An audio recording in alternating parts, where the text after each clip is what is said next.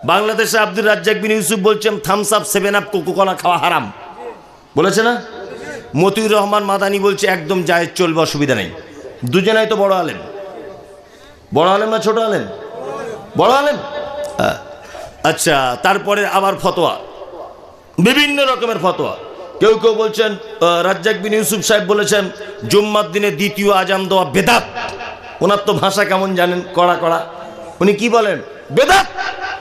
মতিউর রহমান মাদানি বলছে একদম বেদাত বলা যাবে না, হযরত উসমানের থেকে সহিহ রাওয়াতে বর্ণনা পাওয়া যায়, এটা এখন প্রয়োজন নেই, আলাদা ব্যাপার, বেদাত বলা যাবে না। তা উনিও আলেম, ইনিও আলেম, তো কথা উত্তর দেন, দুজনে আলেম তো? আচ্ছা বলুন, দুজনায় যদি আলেম হয়, আপনি তো দুজনারই বক্তব্য শুনছেন, তাহলে জীবনে সঠিক আপনার কাছে আসবে? আসবে? তাহলে এখন করবেন কি? পড়াশোনা করতে হবে। কি করতে হবে?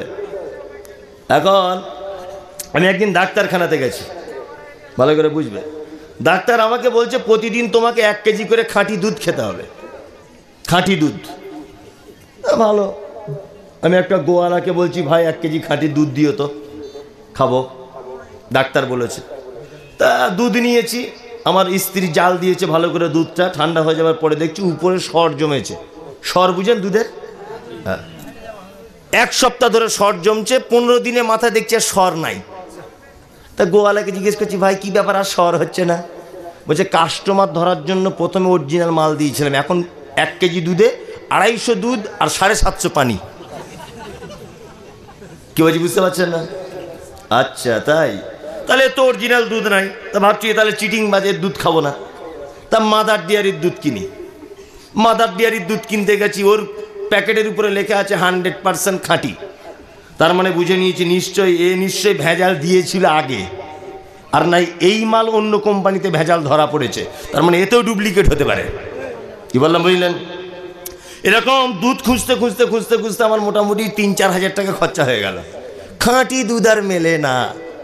আমি কত বড় বোকা, আমি যদি ওমরপুরে হাটে গিয়ে আর 2000 টাকা দিয়ে 8000 টাকার একটা দেশি ছোট গাই গরু কিনে আনতাম, আচ্ছা বলুন তো খাঁটি দুধ পেতাম কি পেতাম না? পেতাম। ভেজাল হতো। 1 গ্লাসও যদি দুধ হতো সেটা খাঁটি হতো, তাই না? তার মানে আমরা মুসলিমরা এত বড় বোকা, সব জায়গাতে সঠিক ইসলাম খুঁজতে চাই। রাজ্জাক বিন ইউসুফ কি বলছে, মমতাজুল ইসলাম দেখে কি বলে, মতিউর রহমান কি বলে, বেরাদার রাহুল কি বলে, এই বলে জীবনে সমস্যার সমাধান হবে না। খাঁটি ইসলাম যদি পেতে চান আপনাকে গাই গরু পোষা লাগবে বাড়িতে, তার মানে হাদিস কোরআন কিনে বাড়িতে পড়া লাগবে। কি বলছি বুঝতে পারছেন? তাছাড়া কোন কোম্পানির দুধ খাঁটি নয়, সব কোম্পানিতে ভেজাল। কি বলছি বুঝতে পারছেন? আমি মমতাজুল ইসলাম এখন যে বক্তব্যগুলো দিয়েছি বা আরো যে কথাগুলো বলবো, আমার কথা যে 100% ঠিক এটা নয়। কি বলছি বুঝতে পারছেন?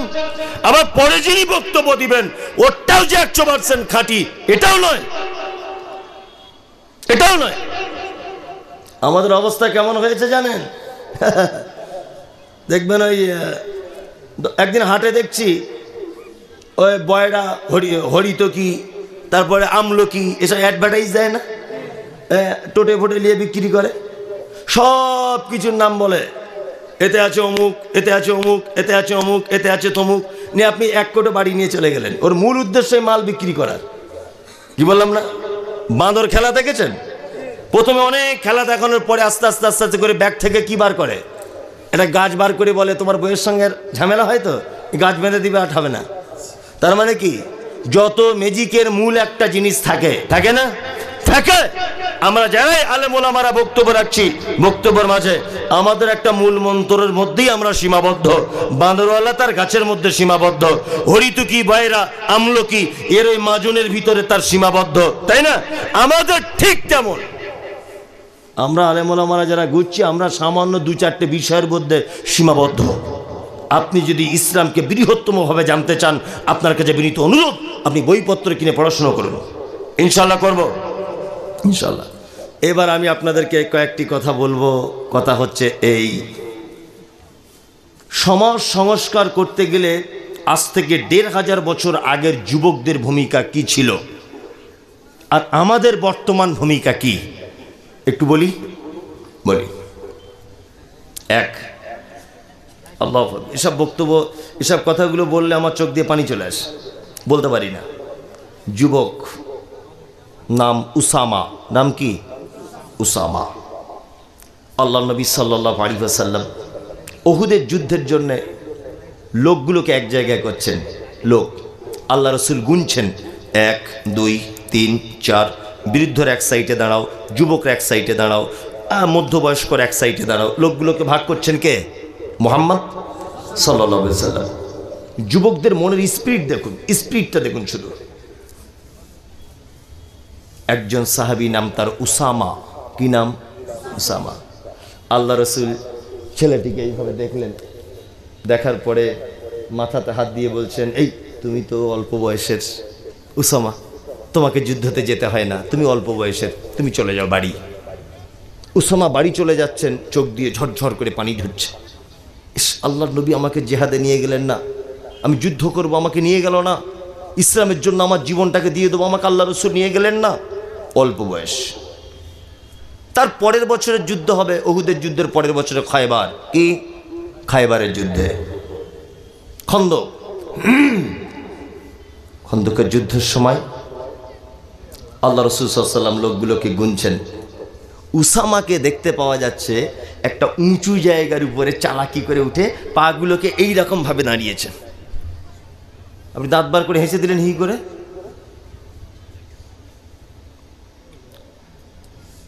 যখন 1000 লোক দাঁড়িয়ে আছে, 1000। উসামা তো ছোট ছোট, একদম যুবক, ছোট, 11 12 13 বছরের বয়স। ও তখন আল্লাহ রসুলের কাছে বড় প্রমাণ করার জন্যে পাটাকে এইরকম ভাবে দিয়ে উঁচু জায়গাতে এরকম ভাবে দাঁড়িয়ে আছে। আল্লাহ রসুল মুচকে হেসে দিয়ে বললেন, উসামা কি অবস্থা তোমার? উসামা বলছেন, আল্লাহ রসুল আমি ভয় করছি যদি আজকেও আপনি আমাকে বাদ দিয়ে দেন, তাহলে আমি আল্লাহর রাস্তায় জিহাদ করতে সুযোগ পাবো না। আপনি যে সমাজ পরিবর্তন করার জন্য সংগ্রাম করছেন, আমি সেই সংগ্রামে অংশগ্রহণ করতে পারবো না। এই জন্য আমি চালাকি করে আমার পা দুটোকে উঁচু করে রেখে দিয়েছি। আল্লাহু আকবার। এই হচ্ছে যুবকদের অবস্থা। আরে তোমার বয়স এখন 12 14 বছর, 15 বছর না? বদরের যুদ্ধ তুমি শুনেছ? 2 হিজরিতে হয়েছে। কত হিজরিতে? 2 হিজরিতে। আপনি আমার দিকে ফিরুন, আপনার চোখে পানি চলে আসবে। বদরের যুদ্ধের দিন যুদ্ধ চলছে তুমুল গতিতে। আব্দুর রহমান ইবনে আউফ রাদিয়াল্লাহু তাআলা আনহু একটা গাছের সাইডে দাঁড়িয়ে আছেন, গাছের তলাতে যুদ্ধ চলছেন, উনি দাঁড়িয়ে আছেন। 2জন বাচ্চা ছেলেকে আব্দুর রহমান ইবনে আউফ দেখতে পেলেন। 2টি বাচ্চা ছেলে এসে আব্দুর রহমান ইবনে আউফকে ডেকে বলছেন, চাচা, চাচা, আবু জেহেলকে চেনো? আবু জেহেল, আবু জেহেলকে চেনো? তখন আব্দুর রহমান ইবনে আউফ বলছে, আরে তুমি আবু জেহেলের নাম বলছো, তুমি জানো আবু জেহেলকে? বলছে, আবু জেহেলকে জানি, এতটুকু জানি যে আবু জেহেল নবীকে কষ্ট দেয়, নবীকে গালাগালি করে। বলছে, তোমাদের নাম কি? আব্দুর রহমান ইবনে আউফ নাম জিজ্ঞেস করার পরে বলছেন, একজনের নাম মুআজ, একজনের নাম মুআব্বিজ। কেউ কেউ বলেছেন আফরাদ, 2টি ছেলে, 2 ভাই তারা, মুআজ আর মুআব্বিজ। 2টি বাচ্চা ছেলে হাতে তলোয়ার। আব্দুর রহমান ইবনে আউফ বলছেন, দেখো বাবু, ওই আবু জেহেল, ওই দেখো আবু জেহেল। আব্দুর রহমান ইবনে আউফ বলছেন, আমি যখন আবু জেহেলকে দেখিয়ে দিলাম, তখন 2টি ছেলে, একজন শিকারকারী যেমন তার শিকারের দিকে তার তীরটাকে, ধনুকটাকে ঠিক আইটেম করে রাখে, 2টো ছেলেকে দেখলাম তারা চোখগুলোকে এমন করে আবু জেহেলের দিকে তাকাচ্ছে যে আবু জেহেলকে পেলে মনে হয় ছিঁড়ে খেয়ে নেব। 2 জনের ভিতরে একজন বলছে, চাচা আব্দুর রহমান ইবনে আউফ, আপনি শুনুন, আবু জেহেল যে নবীকে গালি দেয়, যে নবীকে কষ্ট দেয়, উটের ভুঁড়ি উপরে পিঠের উপরে চাপিয়ে দেয়, এই রকম আবু জেহেল আজকে নয় পৃথিবী থেকে চলে যাবে, আর নয় আমরা পৃথিবী থেকে চলে যাব। যার মৃত্যু আগে সে আজকে আগে চলে যাবে। আমরা 2জন বাড়ি থেকে আমার মাকে বলে এসেছি, আমার আব্বাকে বলে এসেছি যে আল্লাহর নবীর দুশমনকে যতক্ষণ না পর্যন্ত আঘাত না করতে পারবো, ততক্ষণ বদরের মাঠ থেকে ফিরবো না। আগিয়ে চলে যাচ্ছেন বীর বিক্রমের মতো। বাচ্চা ছেলে মুআয আর মুআওয়িজ, উটের পিঠের উপরে, ঘোড়ার পিঠের উপরে আছেন কে? আবু জেহেল। এতটাই বাচ্চা, হাদিসের এই শব্দ শুনলে বোঝা যায় এতটাই বাচ্চা দুজন, যে ঘোড়ার পিঠে আবু জেহেল গলাতে আঘাত করতে পারবে না বলে একজন আবু জেহেলের পায়ে আঘাত করেছে, ঠিক এই জায়গাটায়। হাদিসে শব্দ এসেছে, বাদাম যেমন ছাড়ালে তার ভিতরের মালটা যেমন বেরিয়ে যায় খোলা ছাড়ালে, ঠিক তেমন যুদ্ধের পরে বর্ণনা দিচ্ছেন তার বড় ভাই মুআয যে আল্লাহর নবী, আবু জেহেলের পায়ে এমন জোরে আঘাত করলাম যে তার পায়ের এইখান থেকে এই দিকটা একেবারে খুলে চলে গেল, যন্ত্রণায় পড়ে গেল ঘোড়ার উপর থেকে।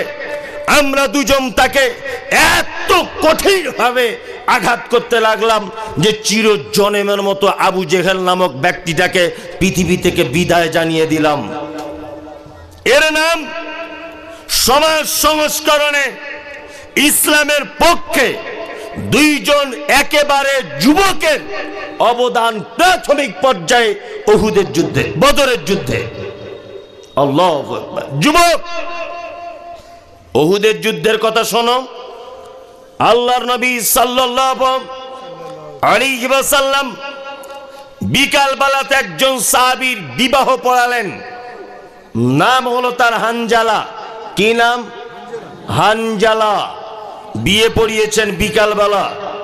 তার বিয়েতে খুশি হয়ে আল্লাহ নবী সাল্লাল্লাহু আলাইহি ওয়াসাল্লাম নিজে খাজুর দিয়েছেন সাহাবীদের মাঝখানে বিলি করে।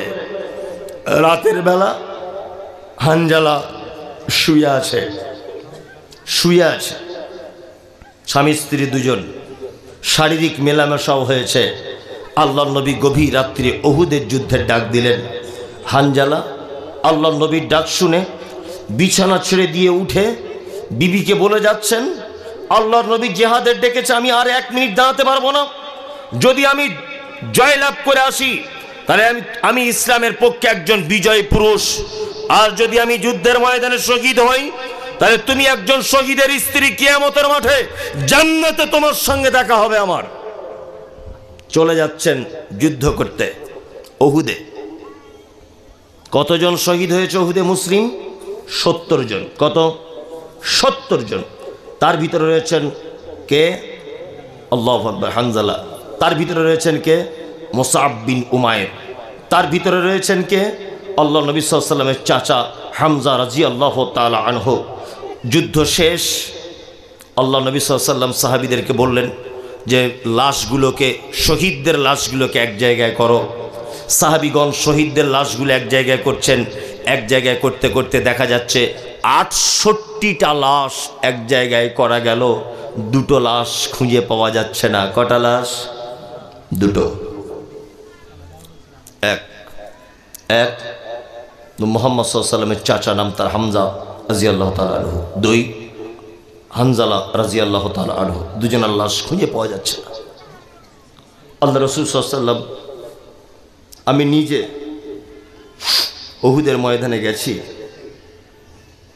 আমি নিজে দেখে এসেছি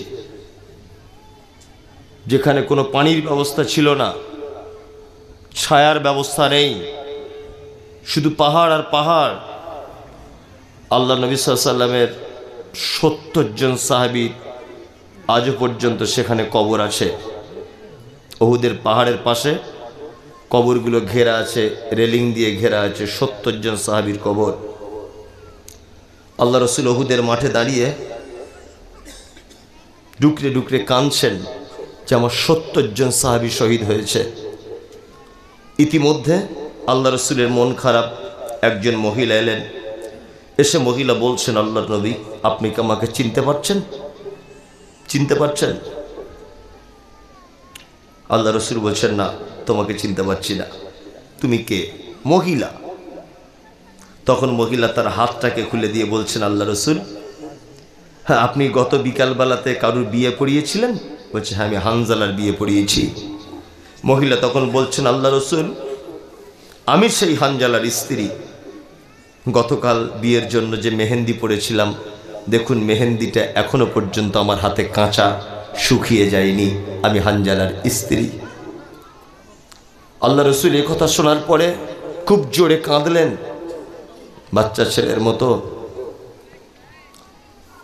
হানজালার স্ত্রী বলছেন, আল্লাহ রসুল, আমি আমার স্বামীর ব্যাপারে একটা শুধু কথা আপনাকে জানাতে এসেছি, সেটা হচ্ছে এই, আপনি তো বলেছেন যে যুদ্ধতে যারা শহীদ হয়ে মারা যায় তাদের কাফন দেওয়া হয় না, যে কাপড় পরা অবস্থায় থাকে ওই কাপড়ই তাদেরকে রক্ত মাখা অবস্থায় দাফন করা হয়, গোসল দেওয়া হয় না। আল্লাহ রসুল, আপনাকে আমি একটা কথা বলতে এসেছি, সেটা হচ্ছে এই যে আমার স্বামী গতকাল বিবাহের প্রথম রাত্রিতে আমার সঙ্গে শারীরিক সম্পর্ক করেছে। হে আল্লাহ রসুল, আপনি যুদ্ধের ডাক দিয়েছেন, ও গোসল করতে পর্যন্ত ভুলে গিয়েছে, আপনার প্রেমে পাগল হয়ে যুদ্ধের ময়দানে ঝাঁপিয়ে পড়েছে। আল্লাহ রসুল, আপনি আমার স্বামী যদি শহীদ হয়, আপনি দয়া করে তাকে একটু গোসল করার ব্যবস্থাটুকু আপনি করে দেবেন। ও না পাক অবস্থাতে আছে, অপবিত্র অবস্থায় আছে। আল্লাহ রসুল সাল্লাল্লাহু আলাইহি ওয়াসাল্লাম দেখছেন দুইজন সাহাবী কাঁধে করে একটা লাশ নিয়ে আসছে, লাশটার মাথার দিক দিয়ে পানি ঝরে ঝরে পড়ছে। এই মুহূর্তে জিবরিল আমিন এসে আল্লাহ নবীকে বলছেন, মুহাম্মদ সাল্লাল্লাহু আলাইহি ওয়াসাল্লাম, আপনি যাকে খুঁজছেন হানজালা, হানজালার লাশ চুরি হয়ে যায়নি, কেউ নিয়ে পালিয়ে যায়নি। আল্লাহ হানজালার শহীদে এত খুশি হয়েছে, এত খুশি হয়েছে যে হানজালার লাশটাকে তৃতীয় আসমানের উপরে ফেরেশতা দিয়ে তুলে আল্লাহ ফেরেশতাদেরকে দিয়ে গোসল করিয়ে জমজমের পানিতে মিসকে আম্বারের সেন্ট লাগিয়ে কাফন পরিয়ে ওই দেখুন টাটকা পানি ঝরতে ঝরতে আসছে দুইজন সাহাবীর কাঁধের উপরে। ইসলামের প্রাথমিক পর্যায়ে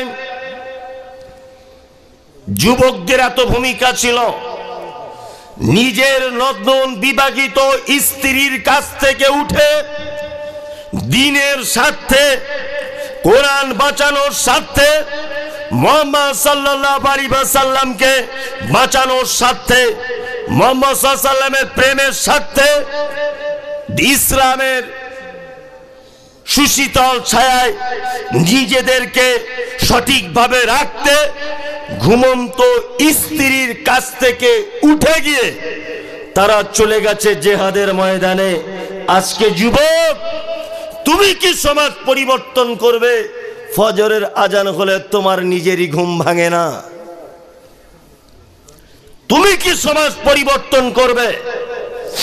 ঘর মে আগ লাগি হ্যায়, ঘর হি কি চিরাগ সে, বাড়িতে আগুন লেগেছে আপনারই কারণে।